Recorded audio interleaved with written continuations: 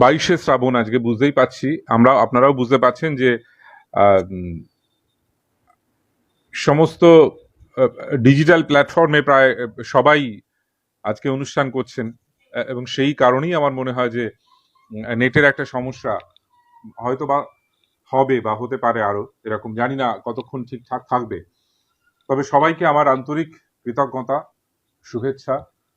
রুটি ও গোলাপ যে পেজ থেকে আজকে এই লাইভ অনুষ্ঠানটি করবার আমন্ত্রণ পেয়েছি, সেখান থেকে আমি আমার আন্তরিক শ্রদ্ধা জানাচ্ছি আমাদের রবীন্দ্র ভারতীর শুভাশিস দাকে, যার আমন্ত্রণে আমার আজকের এই অনুষ্ঠানে আপনাদের সামনে হাজির হওয়া। এরমভাবে অনুষ্ঠান আমি খুব একটা করেছি বলে আমার অভিজ্ঞতা কম মনে পড়ে না, তবে প্রচুর বন্ধুরা, ছাত্রছাত্রীরা সাহস দিয়েছে না এরকম সরাসরি লাইভ অনুষ্ঠান করা যায় এবং সেটি কোনো অসুবিধা হবে না। তো আমি জানি না সেটা কতটা কি অসুবিধা হবে, আর আমি বা কতটুকু আপনাদেরকে এইভাবে ভালো করে কি শোনাতে পারবো। তবে চেষ্টা করব যতক্ষণ থাকা যায় ঠিকঠাক ভাবে শোনাবার। কম আসছে একটু সাউন্ডটা, মাইক্রোফোন কাছে নিতে হবে। ওকে, ঠিক আছে, মাইক্রোফোন কাছে নিচ্ছি। আচ্ছা, স্মৃতি বলছে সাউন্ড এখন পারফেক্ট, ঠিক আছে। আজ সকাল থেকে বৃষ্টি হচ্ছে, 22শে শ্রাবণ। বৃষ্টি হওয়াটা হয়তো স্বাভাবিক, মানে আমাদের এটা ভাবতেই ভালো লাগে যে রবি ঠাকুরের চলে যাওয়া, সেই জন্যই হয়তো প্রকৃতি, আকাশ, তার চোখে জল, এরকম কিছু একটা ভাবি আমরা। আর রুটি ও গোলাপ এই যে পেজটি, অসম্ভব একটি ভালো নাম, পছন্দের নাম। আসলে রুটি ও গোলাপ তাদের একটা ভাবনা চিন্তা নিয়ে রুটি ও গোলাপ কাজ করে। আমার সঙ্গে অন্তত শুভাশিসদার যতটুকু কথা হয়েছে তাতে যা বুঝতে পেরেছি, আসলে রুটি ও গোলাপ স্বীকৃতি দিতে চায় কিছু মানুষকে। স্বীকৃতি অর্থে আমরা এখনো যারা এই ধরনের শিল্প চর্চা করি, সেটা সঙ্গীত বলুন, সেটা আবৃত্তি বলুন, আমরা সবাই কিন্তু এখনো ভেবে উঠতে পারি না যে এই বিষয়গুলো নিয়ে জীবিকা নির্বাহ করা যায় বা আগামী দিনে পথ চলা যায়। সেটা কেউ কেউ ভেবেছেন, কেউ কেউ ভাবেন, আমরা কেউ কেউ ভাবি, এবং সেভাবেই আমরা এগিয়ে যাই, চেষ্টা করি এগোনোর। কিন্তু আপামর জনসাধারণের মধ্যে এখনো কিন্তু সেই ভীতিটা কাজ করে যে এভাবে কি সত্যি এগোনো যায়, এভাবে সত্যি কি জীবিকা নির্বাহ করা সম্ভব।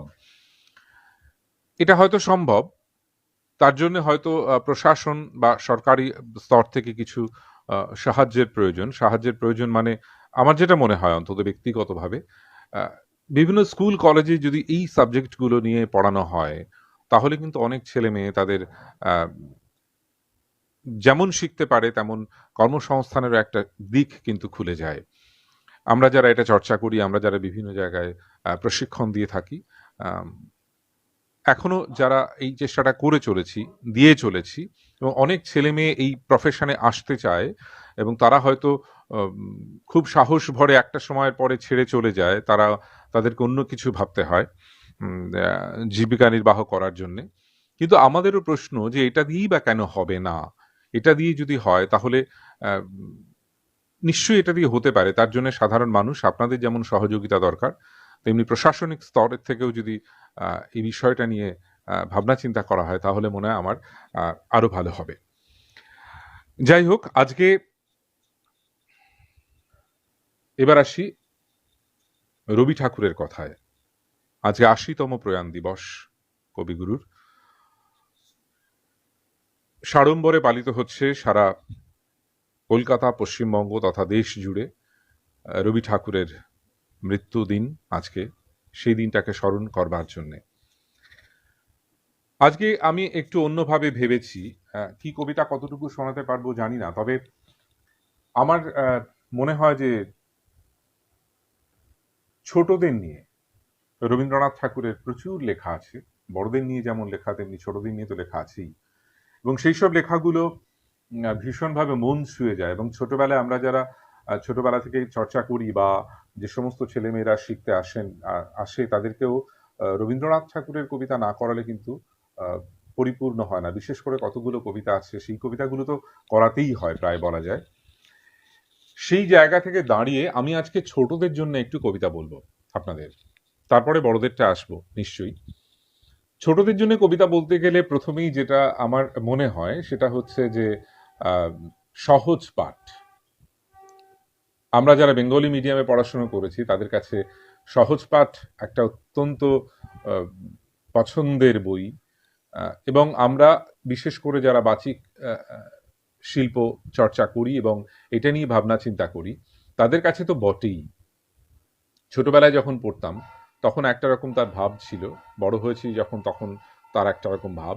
সেই জায়গা থেকে একটা খুব পরিচিত কবিতা ছোটবেলায় আপনাদেরও খুব নিশ্চয়ই মনে পড়ে যাবে, আমার অনেক বন্ধুরাও এই কবিতাটি বলেন, আমিও এটা বলার চেষ্টা করি। সহজ পাঠ থেকে। একদিন রাতে আমি স্বপ্ন দেখিনু, চেয়ে দেখো বলে যেন বিন। চেয়ে দেখি ঠোকাঠুকি বড়গা করিতে, কলিকাতা চলিয়াছে নড়িতে নড়িতে। ইটে গড়া গন্ডার বাড়িগুলো সোজা, চলিয়াছে দুদ্দার জানালা দরজা। রাস্তা চলেছে যত অজগর সাপ, পিঠে তার ট্রাম গাড়ি পড়ে ধূপ ধাপ। দোকান বাজার সব নামে আর উঠে, ছাদের গায়েতে ছাদ মরে মাথা কুটে। হাওড়ার ব্রিজ চলে মস্ত সে বিছে, হ্যারিসন রোড চলে তার পিছে পিছে। মনুমেন্টের দোল যেন খ্যাপা হাতি, শূন্যে দুলায় সুর উঠিয়াছে মাতি। আমাদের স্কুল ছোটে হন হন, অঙ্কের বই ছোটে ছোটে ব্যাকরণ, ম্যাপগুলো দেয়ালেতে করে ছটফট, পাখি যেন মারিতেছে পাখার ঝাপট। ঘন্টাকে বলি দোলে ঢং ঢং ঢং ঢং ঢং ঢং ঢং ঢং ঢং ঢং বাজে, যত কেন বেলা হোক তবু থামে না যে। লক্ষ লক্ষ লোক বলে থামো থামো, কোথা হতে কোথা যাবে কি পাগলামো। কলিকাতা শোনে নাকো চলার খেয়ালে, নৃত্যের নেশা তার স্তম্ভে দেয়ালে। আমি মনে মনে ভাবি, চিন্তা তো নাই, কলিকাতা যাক না কো সোজা বোম্বাই। দিল্লি লাহোরে যাক, যাক না আগ্রা, মাথায় পাগড়ি দেব পায়েতে নাগরা। কিংবা সে যদি আজ বিলাতেই ছোটে, ইংরেজ হবে সবে বুট হ্যাট কোটে। কিসের শব্দে ঘুম ভেঙে গেল যেই, দেখি কলিকাতা আছে কলিকাতাতেই। সহজ পাঠ থেকে শোনালাম আপনাদের একেবারে ছোটবেলায় পড়া এই কবিতাটি। নিশ্চয়ই যারা বাংলা মিডিয়ামে পড়েছেন তাদের এই কবিতাটি মনে থাকবে। আরেকটু পরের দিকে, রবীন্দ্রনাথ ঠাকুর খুব অল্প বয়সে তার মাকে হারিয়েছিলেন। তার কবিতায় প্রচুর, ছোটদের কবিতার মধ্যে মায়ের কথা খুব শোনা যায়। এবং সেই মায়ের কথা শুধু যে তাঁর চিন্তা ভাবনায় তিনি মাকে হারিয়েছিলেন ছোটবেলায় এমনটা নয়। তার ছেলে, ছোট ছেলে সমী, সেও যখন মারা যায়, এবং তারও ছোটবেলায় রবীন্দ্রনাথের স্ত্রী যখন মারা গিয়েছিলেন তখনও সমী ছোট। সমী, সমীর কাছে, সমীর চোখে তার মা কেমন, সমীর দৃষ্টিতে বা নিজের দৃষ্টিতে ছোটবেলা এবং সমীর দৃষ্টিতেও তিনি ছোটদেরকে দেখার চেষ্টা করেছেন, মাকে দেখার চেষ্টা করেছেন, মাকে খোঁজার চেষ্টা করেছেন তার বিভিন্ন কবিতার মধ্যে দিয়ে। তো সেরকমই একটি অত্যন্ত পছন্দের কবিতা, এবং এই কবিতাটি যারাই কবিতা চর্চা করতে আসেন তারা সকলে নিশ্চয়ই পড়েন। আজকে সেটি আমিও আপনাদের শোনাবো।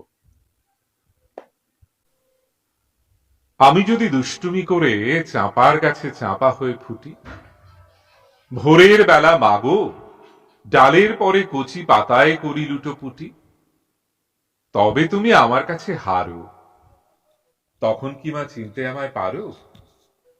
তুমি ডাকো খোকা, কোথায় রে? আমি শুধু হাসি চুপটি করে। যখন তুমি থাকবে যে কাজ নিয়ে, সবই আমি দেখব নয়ন মেলে। স্নানটি করে চাপার তলা দিয়ে আসবে তুমি পিঠেতে চুল ফেলে। এখান দিয়ে পুজোর ঘরে যাবে, দূরের থেকে ফুলের গন্ধ পাবে। তখন তুমি বুঝতে পারবে না সে তোমার খোকার গায়ের গন্ধ আসে। দুপুর বেলা মহাভারত হাতে বসবে তুমি সবার খাওয়া হলে। গাছের ছায়া ঘরের জানালাতে পড়বে এসে তোমার পিঠে কোলে। আমি আমার ছোট্ট ছায়াখানি দোলাবো তোর বইয়ের পরে আনি। তখন তুমি বুঝতে পারবে না সে তোমার চোখে খোকার ছায়া ভাসে। সন্ধেবেলা প্রদীপখানি জেলে যখন তুমি যাবে গোয়াল ঘরে, তখন আমি ফুলের খেলা খেলে চুপ করে মা পড়ব ভুঁয়ে ঝরে। আবার আমি তোমার খোকা হব, গল্প বলো তোমায় গিয়ে কব। তুমি বলবে দুষ্টু ছিলি কোথা, আমি বলবো বলবো না সে কথা। বুঝতেই পারলেন আপনারা, আমি বললাম যে কবিতাটি সেটি হচ্ছে লুকোচুরি। এরকম ভাবে যদি বলি তাহলে আরো একটি কবিতা, ছোটবেলার কবিতা আমার খুব বলতে ইচ্ছে করছে। শিশু কাব্যগ্রন্থের কবিতা, অত্যন্ত পছন্দের কবিতা, আপনাদেরও নিশ্চয়ই হয়তো ভালো লাগবে। শোনাই সেই কবিতাটিও। মধুমাছির ওই যে নৌকোখানা বাধা আছে রাজগঞ্জের ঘাটে, কারো কোনো কাজে লাগছে না তো, বোঝাই করা আছে কেবল পাটে। আমায় যদি দেয় তারা নৌকাটি, আমি তবে 100টা দাঁড়াটি। পাল তুলে দিই 4টে 5টা 6টা, মিথ্যে ঘুরে বেড়াই না কো হাটে। আমি কেবল যাই একটি বার 7 সমুদ্র 13 নদীর পার। তখন তুমি কেঁদো না মা যেন, বসে বসে একলা ঘরের কোণে। আমি তোমা যাচ্ছি নেকো চলে রামের মতো 14 বছর বনে। আমি যাব রাজপুত্র হয়ে নৌকো ভরা সোনা মানিক বয়ে। আশুকে আর শ্যামকে নেব সাথে, আমরা শুধু যাব মা 3 জনে। আমি কেবল যাব একটি বার 7 সমুদ্র 13 নদীর পার। ভোরের বেলা দেব নৌকো ছেড়ে, দেখতে দেখতে কোথায় যাব ভেসে। দুপুর বেলা তুমি পুকুর ঘাটে, আমরা তখন নতুন রাজার দেশে। পেরিয়ে যাব তীরপূর্ণির ঘাট, পেরিয়ে যাব তেপান্তরের মাঠ। ফিরে আসতে সন্ধে হয়ে যাবে, গল্প বলবো তোমার কোলে এসে। আমি কেবল যাব একটি বার 7 সমুদ্র 13 নদীর পার। এটিও নিশ্চয়ই বুঝতে পেরেছেন, নৌকা যাত্রা এই কবিতাটি। এরপর আরো একটা কবিতা, সেটিও একটা বাচ্চার ভাবনায়, তার ভাবনায় লেখা। এটিও বিখ্যাত কবিতা, এটিও নিশ্চয়ই আপনাদের জানা এবং আমার অত্যন্ত পছন্দের কবিতা। শোনাবো মাকাল। গৌর বর্ণ নধর দেহ, নাম শ্রীযুক্ত রাখাল। জন্ম তাহার হয়েছিল সেই যে বছর আকাল। গুরুমশাই বলেন তারে, বুদ্ধি জেনেই একেবারে দ্বিতীয় ভাগ করতে সারা 6 মাস ধরে নাকাল। রেগে মেগে বলেন, বাঁদর নাম দিনু তোর মাকাল। নামটা শুনে ভাবলে প্রথম বাকি যুগল ভুরু। তারপরে সে বাড়ি এসে নৃত্য করলে শুরু। হঠাৎ ছেলের মাতম দেখি সবাই তারে শুধায়, এ কি? সকলকে সে জানিয়ে দিল নাম দিয়েছেন গুরু। নতুন নামের উৎসাহে তার বক্ষ দুরু দুরু। কোলের পরে বসিয়ে দাদা বললে কানে কানে, গুরু মশাই গাল দিয়েছেন, বুঝিস নি তার মানে? রাখাল বলে, কখনো না, মা যে আমায় বলেন শোনা, সেটা তো গাল নয়, সে কথা পাড়ার সবাই জানে। আচ্ছা তোমায় দেখিয়ে দেব, চলো তো ওইখানে। টেনে নিয়ে গেল তাকে পুকুর পাড়ের কাছে। বেড়ার পরে লতায় যেথা মাকাল ফলে আছে। বললে, দাদা সত্যি বলো, সোনার চেয়ে মন্দ হলো? তুমি শেষে বলতে কি চাও গাল ফলেছে গাছে? মাকাল আমি বলে রাখাল দুহাত তুলে নাচে। দোয়াত কলম নিয়ে ছোটে, খেলতে নাহি চায়, লেখাপড়ায় মন দেখে মা অবাক হয়ে যায়। খাবার বেলায় অবশেষে দেখে ছেলের কাণ্ড এসে। মেঝের পরে ঝুঁকে পড়ে খাতার পাতাটায় লাইন টেনে লিখছে শুধু, মাকাল চন্দ্র রায়। অনেকে লিখছেন, কমেন্ট করছেন। প্রমা অবন্তী লিখছেন, শুনছি, ভালো লাগছে, থ্যাংক ইউ। শান্তা লিখছে সেই ছোট্টবেলার কবিতা। শুভাশিসদা লিখছে অপূর্ব। দীপান্বিতাদি মাকাল, খুব ভালো লাগা, থ্যাংক ইউ। সবাইকে সঙ্গে থাকুন আপনারা, যারা সঙ্গে রয়েছেন আমি তাদের প্রতি কৃতজ্ঞ। এরকম একটি দিনে আর এরকম একটি সময়ে স্বপ্নাদি আছেন দেখতে পাচ্ছি। আমার অত্যন্ত প্রিয় একজন দিদি। কবিতাটি এত ভালো লাগে স্যার আপনার কণ্ঠে, মাকাল চন্দ্র রায়, অসাধারণ স্যার। থ্যাংক ইউ স্বপ্নাদি, আপনি আছেন দেখে আমারও আরো খুব ভালো লাগছে। অনেকেই আছে, প্রীতি আছে, স্মৃতি আছে, অনেকেই আছে। খুব ভালো লাগা সকলের জন্যে। যাই পরের কবিতায় যাব, তার আগে ছোটদের জন্য বললাম, ছোটদের জন্য পরে আবার আসতে পারি একটুখানি। এবার একটু অন্য কবিতায়, বড়দের কবিতায় ফিরে আসি। বড়দের কবিতা বলতে আজকে পরিচিত কবিতা বলবো, একটা খুব পরিচিত কবিতা, এবং সেই কবিতাটির আগে বলিনি, তারপরে সেইটা সম্পর্কে আপনাদেরকে বলবো। সেই সম্পর্কে রবীন্দ্রনাথের নিজস্ব যে বক্তব্য, নিজস্ব যে মতামত তিনি ব্যক্ত করেছেন সেই কবিতাটি নিয়ে, সেটি আপনাদেরকে শোনাবো পড়ে। আমার অত্যন্ত পছন্দের কবিতা। আমি মনে হয় সেই ছোট্টবেলা মানে স্কুলে যখন পড়তাম, 7, 8, 9, তখন পড়ার কথা ছিল কিনা এই কবিতাটা আমি জানি না। আমরা এখনো যেমন ছোটদেরকে বলি তোমাদের তো এই বয়সে এই কবিতাটা পড়ার নয়, পড়ছো কেন, এটা পড়বে না। আমি হয়তো তখন পড়ে ফেলেছিলাম কিন্তু কোথাও বলিনি, পড়তাম, এমনি ভালো লাগতো।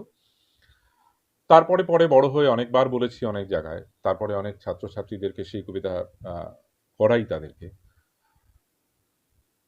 বর্ষার দিনে আজকে এরকম সকাল থেকে বৃষ্টি হচ্ছে, সোনার তরী গগনে গরজে মেঘ, ঘন বর্ষা, কুলে একা বসে আছি, নাহি ভরসা।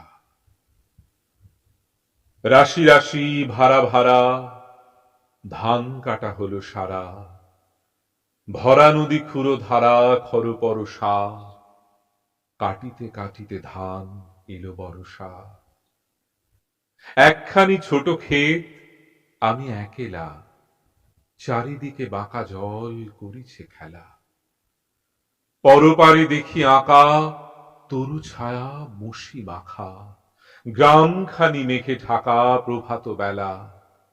এপারেতে ছোট ক্ষেত, আমি একেলা, গান গেয়ে তরিবে কে আসে পারে, দেখে যেন মনে হয় চিনি উহারে। ভরা পালে চলে যায়, কোনো দিকে নাহি চায়, ঢেউগুলি নিরুপায় ভাঙে দুধারে, দেখে যেন মনে হয় চিনি উহারে। ওগো তুমি কোথা যাও কোন বিদেশে, বারে কি ভিড়াও তরি কুলেতে এসে। যেও যেথা যেতে চাও, যারে খুশি তারে দাও, শুধু তুমি নিয়ে যাও ক্ষণিকে হেসে, আমার সোনার ধান কুলেতে এসে।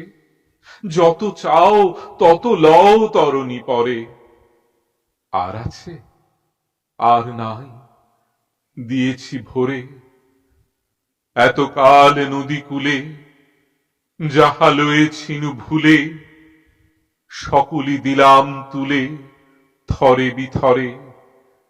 এখন আমারে লহ করুণা করে, ঠাঁই নাই ছোট সে তরি, আমারই সোনার ধানে গিয়েছে ভরি।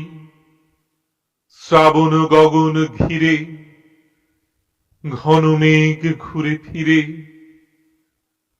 শূন্য নদীর তীরে রহিনু পড়ি। যাহা ছিল নিয়ে গেল সোনার তরী। শুভাশিস দা বলছে দারুণ দারুণ অপূর্ব, থ্যাংক ইউ। দীপান্বিতাদি সোনার তরী চিরনূতন, আপনার কণ্ঠে শোনা অসাধারণ, থ্যাংক ইউ। ইন্দ্রাণী বলছে দারুণ দারুণ। সকলকে আমার ধন্যবাদ। সকলে থাকলে, আপনারা থাকলে কবিতা বলতে আরো বেশি ভালো লাগবে। আচ্ছা হ্যাঁ, যেটা বলছিলাম, এই কবিতাটা নিয়ে আমরা বিভিন্নভাবে ব্যাখ্যা করে থাকি আমাদের মতো করে। তো সেই জায়গা থেকে স্বপ্নাদি লিখছেন বড় প্রিয় পড়তে ভালো লাগে, শুনতেও ভালো লাগে। খুব ভালো লাগলো স্যার, শতবার শুনলেও আশ মেটে না। থ্যাংক ইউ স্বপ্নাদি। হ্যাঁ, এই কবিতাটির সম্পর্কে একটু বলা, রবীন্দ্রনাথ তার নিজের লেখায় এই সোনার তরী সম্পর্কে যে কথা তিনি বলে গেছেন সেটা আমার মনে হয় একটু আপনাদেরকে শোনাই। সোনার তরী এককালে ইহার তাৎপর্য লইয়া বহু বিতর্কের সৃষ্টি হয়। শান্তিনিকেতন গ্রন্থের তরী বোঝাই নিবন্ধে কবি স্বয়ং এইভাবে রচনাটি ব্যাখ্যা করেন। কিভাবে সেটি ছিল এই: সোনার তরী বলে একটা কবিতা লিখেছিলুম। এই উপলক্ষে তার একটা মানে বলা যেতে পারে। মানুষ সমস্ত জীবন ধরে ফসল চাষ করে, তার জীবনের ক্ষেতটুকু দ্বীপের মতো, চারদিকেই অব্যক্তের দ্বারা সে বেষ্টিত।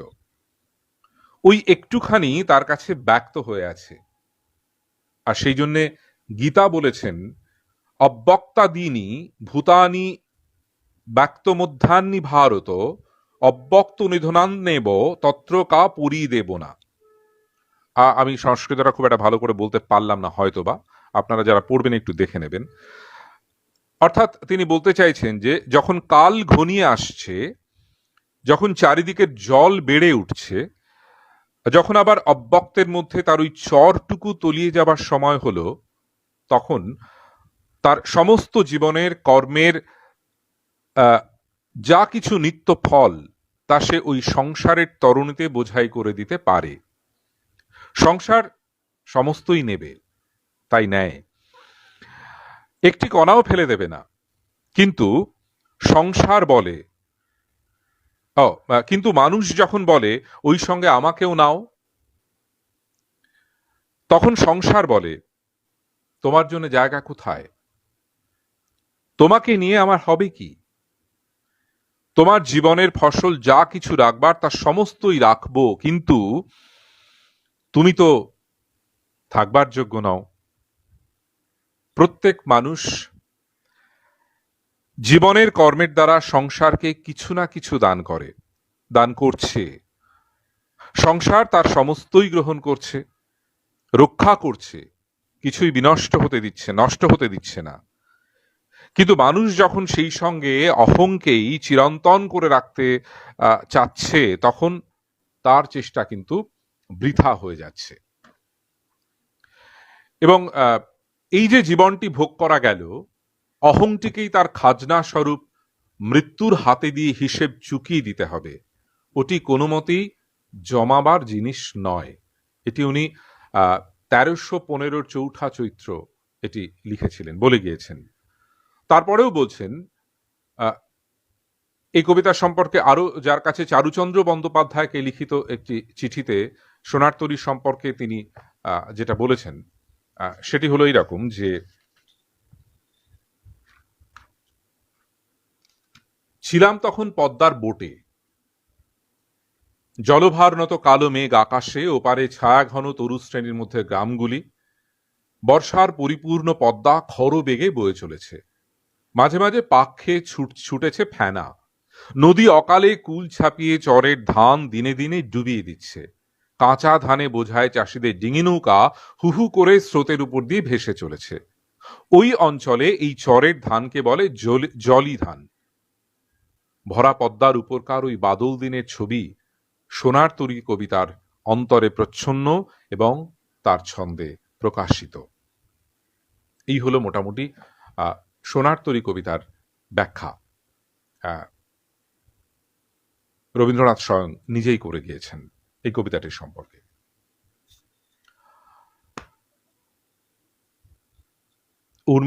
উর্মিলাদি লিখছে, অসাধারণ কণ্ঠ, থ্যাংক ইউ উর্মিলাদি, থাকুন সঙ্গে, খুব ভালো লাগছে।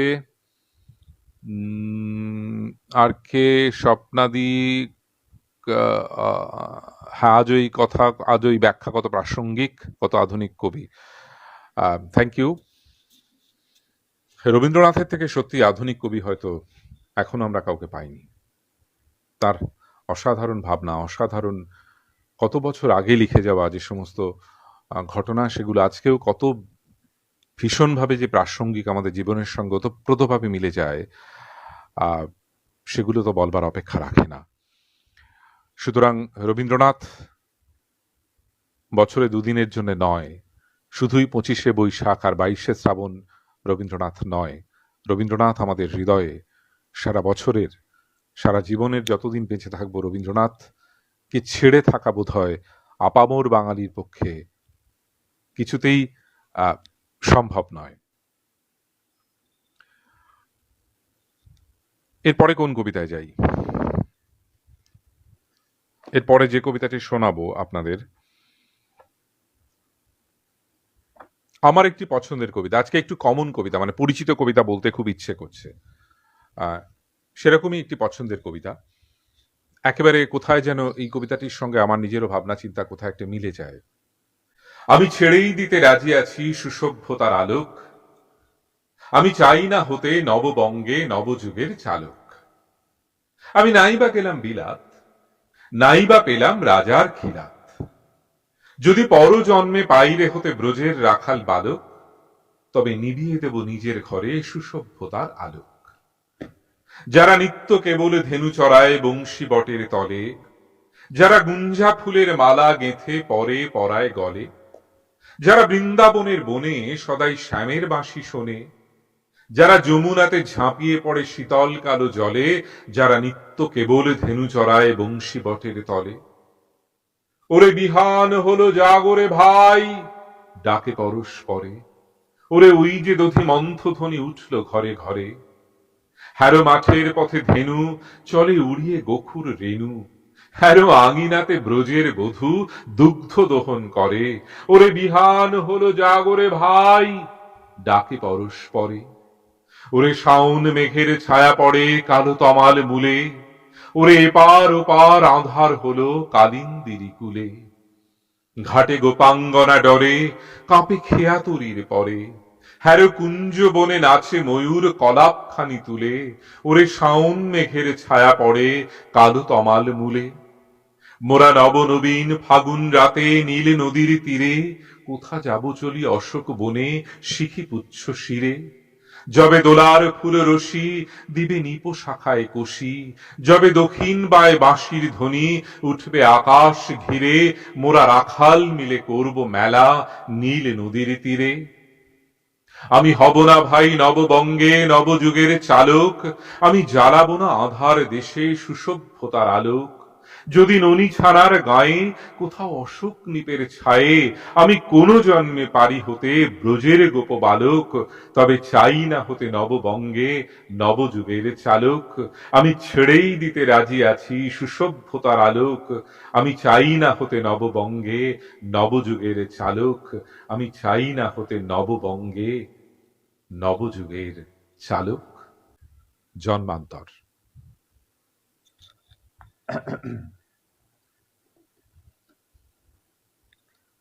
স্বপ্নাদি বলছেন মরণ মিলন বা অনন্ত মরণটি যদি শোনান। জানি না স্বপ্নাদি, চেষ্টা করব, দেখি। অন্য একটা কবিতা শোনাই এবার। আমি যে তোমায় জানি সে তো কেউ জানে না, তুমি মোর পানে চাও সে তো কেউ মানে না। মোর মুখে পেলে তোমার আভাস কত জনে কত করে পরিহাস, পাছে সে না পারি সহিতে নানা ছলে তাই ডাকি যে তোমায় কেহ কিছু না রে কহিতে। তোমার পথ যে তুমি চিনাইছ সে কথা বলিনে কাহারে, সবাই ঘুমালে জনহীন রাতে একা আসি তব দুয়ারে।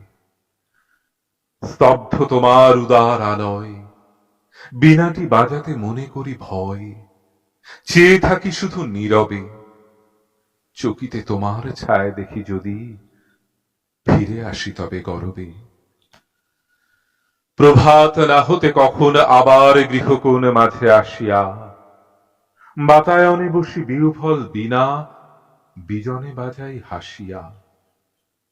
পথ দিয়ে যে বা আসে যে বা যায়, সহসা থমকি চমকিয়া চায়, মনে করে তারে ডেকেছি, জানে না তো কেহ কত নাম দিয়ে এক নাম খানি ঠেকেছি।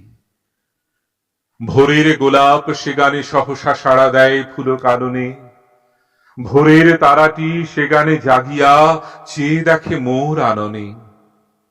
সব সংসার কাছে আসি ঘিরে, প্রিয় জনসুখে ভাসে আঁখি নিরে, হাসি জেগে ওঠে ভবনে, যে নামে যে ছলে বীণাটি বাজাই, সাড়া পাই সারা ভুবনে। নিশীথে নিশীথে বিপুল প্রাসাদে, তোমার মহলে মহলে, হাজার হাজার সোনার প্রদীপ জলে অচপল অনলে। মোর দ্বীপে জেলে তাহারি আলোক, পথ দিয়ে আসি হাসে কত লোক, দূরে যেতে হয় পালায়ে, তাই তো সে শিখা ভবন শিখরে পারিনে রাখিতে জ্বালায়ে। বলিনে তো কারে সকালে বিকালে, তোমার পথের মাঝেতে বাঁশি বুকে লয়ে বিনা কাজে আসি, বেড়াই ছদ্ম সাজেতে।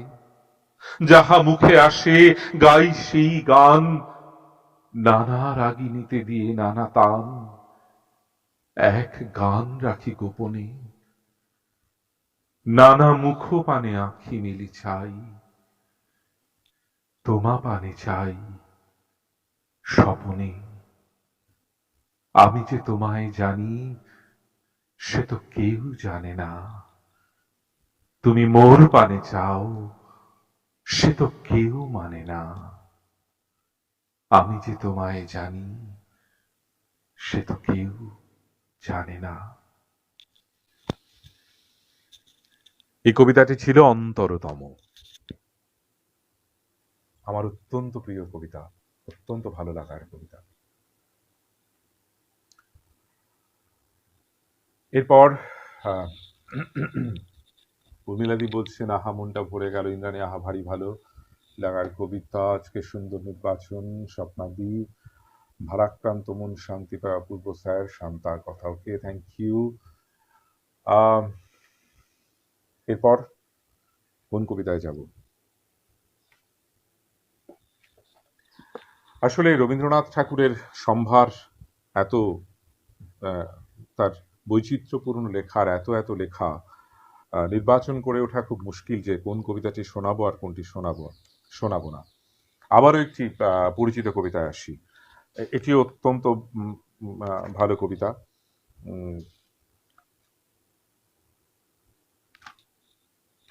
ভালো লাগার কবিতা। একটু অন্য ছন্দে ফিরে আসি রবীন্দ্রনাথের কবিতার মধ্যে দিয়ে। আমরা দুজনা স্বর্গ খেলনা গড়িব না ধরণীতে, মুগ্ধ ললিত অশ্রু গলিত গীতে, পঞ্চস্বরের বেদনা মাধুরী দিয়ে, বাসর রাত্রি রচিব না মোরা প্রিয়ে। ভাগ্যের পায়ে দুর্বল প্রাণে ভিক্ষা না যেন যাচি, কিছু নাই ভয় জানি নিশ্চয়, তুমি আছো আমি আছি। উড়াবো ঊর্ধ্বে প্রেমের নিশান, দুর্গম পথ মাঝে, দুর্দম বেগে দুঃসহতম কাজে। রুক্ষ দিনের দুঃখ পাই তো পাবো, চাই না শান্তি সান্ত্বনা নাহি চাব। পাড়ি দিতে নদী হাল ভাঙে যদি, ছিন্ন পালের কাছি মৃত্যুর মুখে দাঁড়ায় জানিব, তুমি আছো আমি আছি। দুজনের চোখে দেখেছি জগৎ, দোহারে দেখেছি দোহে, মরুপথ তাপ দুজনে নিয়েছি সোহে। ছুটিনি মোহন মরিচিকা পিছে পিছে, ভুলাইনি মন সত্যেরে করি মিছে। এই গৌরবে চলিব এ ভবে, যত দিন দোহে বাঁচি, এ বাণী প্রেয়সী হোক মহীয়সী। তুমি আছো আমি আছি, তুমি আছো আমি আছি। নির্ভয়।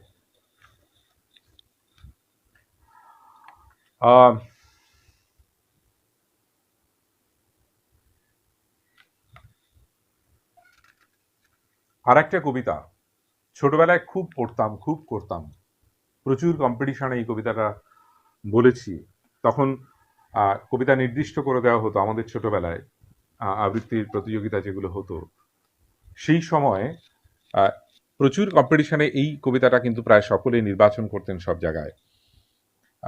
এবং আপনারাও পড়েছেন, সকলেই পড়েছি আমরা কবিতাটা। আমার কাছে একেবারে অত্যন্ত, এবং কবিতাটা আজকেও কত প্রাসঙ্গিক, আজকেও কত এর মূল্য সেটা ভাবলেই অবাক লাগে। প্রত্যেকটি কবিতারই মানে রবীন্দ্রনাথ ঠাকুরের প্রত্যেকটি কবিতায় প্রাসঙ্গিক এবং প্রত্যেকটি কবিতারই একদম একদম অসাধারণ অন্যরকম মূল্য থাকে। এই কবিতাটিও বলতে খুব ইচ্ছে করছে, যদিও এটিও খুব পরিচিত কবিতা। ভগবান তুমি যুগে যুগে দূত পাঠাইছ বারে বারে দয়াহীন সংসারে, তারা বলে গেল ক্ষমা করো সবে, বলে গেল ভালোবাসো, অন্তর হতে বিদ্বেষ বিষ নাশো। বরণীয় তারা স্মরণীয় তারা, তবুও বাহির দ্বারে আজ দুর্দিনে ফিরানো তাদের ব্যর্থ নমস্কারে।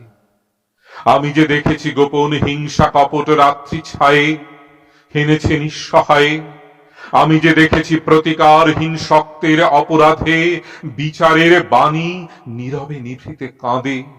আমি যে দেখিনি তরুণ বালক উন্মাদ হয়ে ছুটে কি যন্ত্রণায় মরেছে পাথরে নিষ্ফল মাথা কুটে। কণ্ঠ আমার রুদ্ধ আজিকে, বাঁশি সঙ্গীত হারা অমাবস্যার কারা, লুপ্ত করেছে আমার ভুবন দুঃস্বপনের তলে। তাই তো তোমায় শুধাই অশ্রু জলে, যাহারা তোমার বিষাইছে বায়ু, নিভাইছে তব আলো, তুমি কি তাদের ক্ষমা করিয়াছ? তুমি কি বেসেছ ভালো? প্রশ্ন, চিরাচরিত এই প্রশ্ন কিন্তু আমাদেরও আজও সমানভাবে। প্রীতি লিখছে অপূর্ব অপূর্ব, থ্যাংক ইউ প্রীতি। স্বপ্নাদি আহা স্যার। মালবিকা লিখছে আস্তে আসছে আওয়াজ, এখনো আসছে আস্তে না, ঠিক আছে। ছোটবেলার কথা মনে পড়ে, দীপান্বিতাদি বলছে। Thank you. তারপর কোন কবিতায় যাব? রুটি ও গোলাপ, যে পেজ থেকে এই কবিতা আজকের লাইভে এসছি সেই সেখানে গোলাপের কথা মনে পড়ে। রবীন্দ্রনাথ বলেছেন যে আমারই চেতনার রঙে পান্না হলো সবুজ, চুনি উঠল রাঙা হয়ে, আমি চোখ মেললুম আকাশে, জ্বলে উঠল আলো পূবে পশ্চিমে।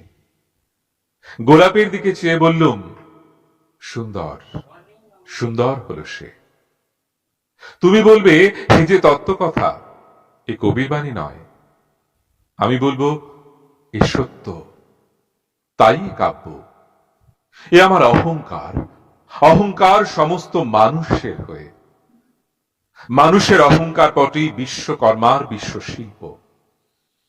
তত্ত্বজ্ঞানী জপ করছেন নিঃশ্বাসে প্রশ্বাসে, না না না, না পান্না না চুনি, না আলো না গোলাপ, না আমি না তুমি।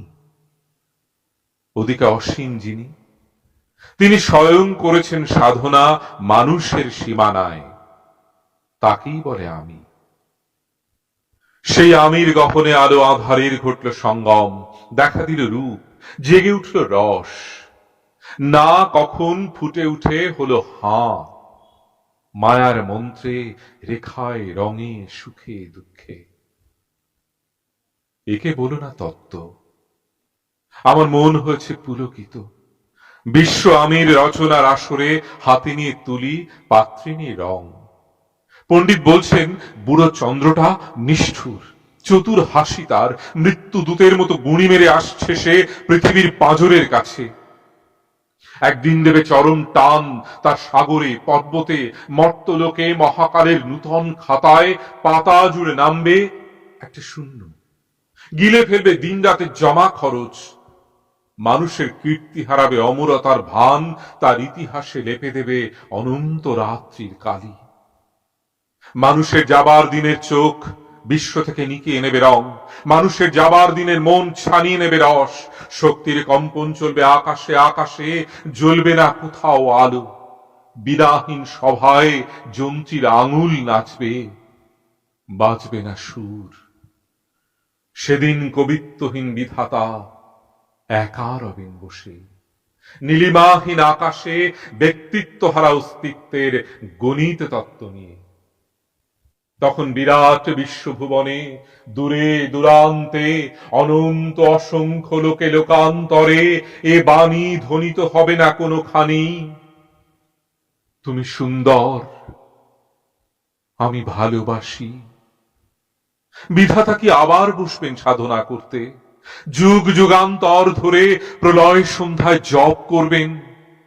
কথা কও, কথা কও, বলবেন বলো তুমি সুন্দর, বলবেন বলো আমি ভালোবাসি। আমি, আমার কাছে আমি যেমন তেমন ভাবে ধরবার চেষ্টা করলাম আমিকে। এবার একটু আরেকটু অন্যরকম একটা কবিতায় যাব। এটিও আমার খুব পছন্দের কবিতা। একটু বের করে নিই। একটু মজার হয়তোবা, একটু হালকা চালে, একটু অন্যরকম ভাবে কবি ধরতে চেয়েছেন এই কবিতার মধ্যে দিয়ে।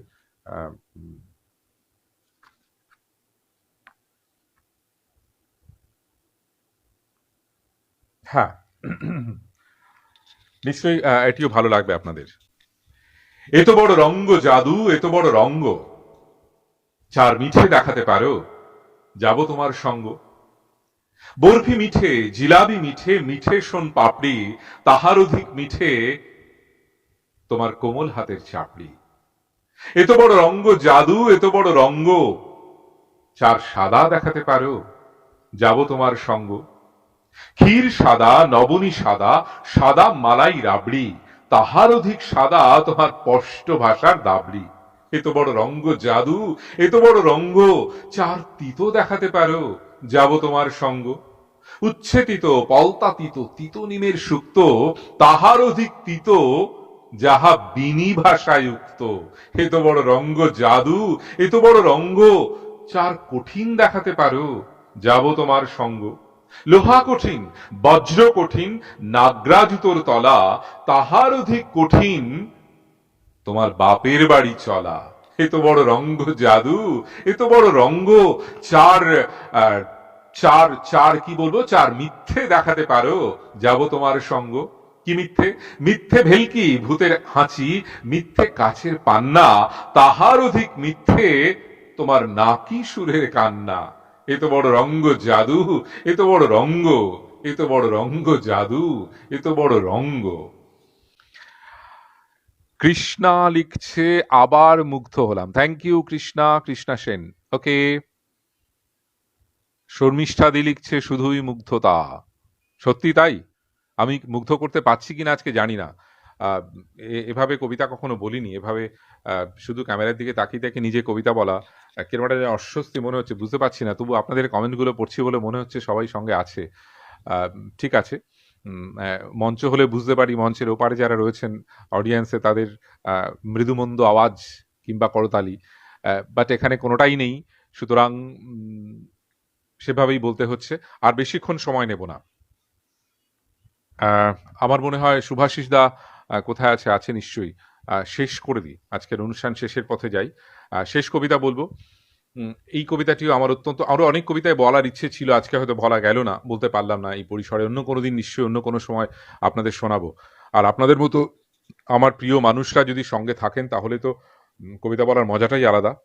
আমার পরেও আরো আজকে অনেক শিল্পী রয়েছেন, তারা তাদের সম্ভার নিয়ে আসবেন পরে পরে। তাদের সঙ্গেও নিশ্চয়ই আপনারা থাকবেন।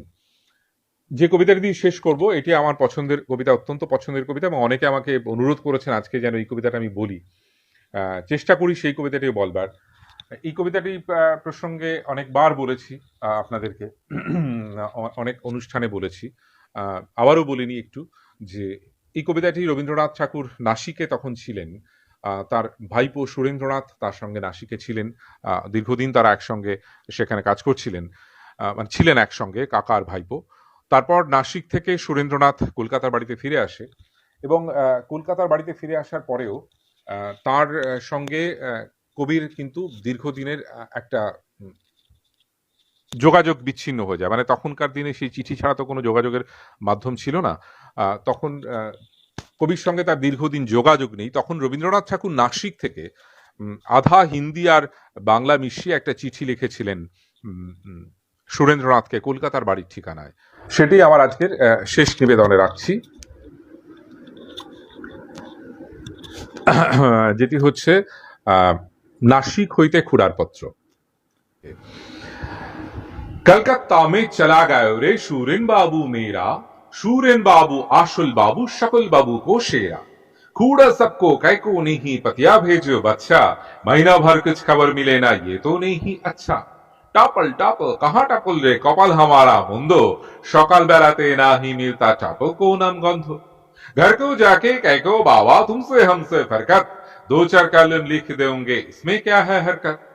प्रवास को एक सीमा पार हम बैठ के आची एकला, शुरी बाबा को बस से आंख से बहुत पानी निकला, सर्वदा मन कैमन करता केंदे उठता हृदय, भात खाता स्कूल जाता शूरेन बाबू निर्दय, मन का दुखे हु करके निकले हिंदुस्तानी, असंपूर्ण ठेकता काने बांग्ला को जाबानी, मेरा ऊपर जुल्म करता तेरी बहन भाई, की करेंगा कोथा जांगा भेवे ना ही पाई, बहुत जोर से गाल टिपता दोनों अंगली देके, बेलाती एक पैनी बजना बजाता थे के कभी कभी निकट आके ठोंक में चिमटी काटता, कांची लेकर कोकड़ा कोकड़ा चुलगुलो सब छाटता, जज साहब कुछ बोलता नहीं रखा करबे केटा, कहाँ गए रे जज साहब की बेटा, गाड़ी चढ़ के लाठिन पढ़ के तुम तो जाता स्किल, ठोंटे ना के चिमटी खा के हमारा बहुत मुश्किल, एदिके आबार पार्टी होता, खेलने को भी जाता, जिमखाना में हिमशिम एवं थोड़ा बिस्कुट खाता, तुम छाड़ा कोई समझे ना तो हमारा दूरा बसता, बहिन तेरी बहुत मेरी खिलखिल करके हंसता, चिट्ठी लिखियो माँ के दियो, बहुत बहुत सेलाम, आजकेर मतो तबे बाबा বিদায় হকে গেলাম। নমস্কার সকলকে আমার তরফ থেকে আন্তরিক কৃতজ্ঞতা, প্রীতি, শুভেচ্ছা এবং ভালোবাসা। রুটিও গোলাপ যে পেজ থেকে আজকে এই অনুষ্ঠানটিতে আমি অংশ নিলাম, এই রুটিও গোলাপের প্রত্যেককে আমার তরফ থেকে আন্তরিক কৃতজ্ঞতা এবং শুভাশিস দা, তোমাকে কৃতজ্ঞতা জানাবার ভাষা নেই। আমার একটা নতুন অভিজ্ঞতা হলো আজকে এই অনুষ্ঠানে এইভাবে লাইভ করতে গিয়ে, অনেক কিছু হয়তো ভুল ত্রুটি হলো, আমার অনেক কিছু ভুলভাল কাজ করে ফেললাম, সেটা জানি না পরে কখনো অনুষ্ঠান এভাবে হবে কিনা, কি করব। আজকে এইটুকু ভুল ত্রুটি হয়তো আপনাদের অসুবিধা হয়েছে বুঝতে, আমি খুব একটা সড়গড় নই এভাবে, আমি তাও বলে নিয়েছি। যাই হোক, নিশ্চয়ই আবার কখনো দেখা হবে, আমার প্রিয় মানুষদের সঙ্গে নিশ্চয়ই অন্য কোনো অনুষ্ঠানে দেখা হবে। আমরা চাই এই প্ল্যাটফর্ম থেকে বেরিয়ে আমরা মঞ্চে যেতে চাই, আর সেই দিন আমরা কামনা করি কবে আমরা মঞ্চে গিয়ে দাঁড়াবো, কবে আমরা সবাই অডিয়েন্স ভরিয়ে তুলবো, প্রত্যেকের সামনে গিয়ে বলতে পারবো কেমন হলো, তাদের অভিজ্ঞতা শুনতে পারবো, এবং কবিতা নিয়ে আরো বেশি করে চর্চা করতে পারবো, সেই আশায় দিন গুনছি। আগামী দিন খুব শিগগিরই সেই দিনগুলো ফিরে আসুক। আপনারা খুব ভালো থাকবেন। আজকে 22শে শ্রাবণ সবাই আপনারা পালন করছেন। রবীন্দ্রনাথ ঠাকুর আমাদের অন্তরে, তাকে মনে রেখে, তাকে স্মরণে রেখে আমি আজকের মতো বিদায় নিচ্ছি। ভালো থাকবেন। নমস্কার।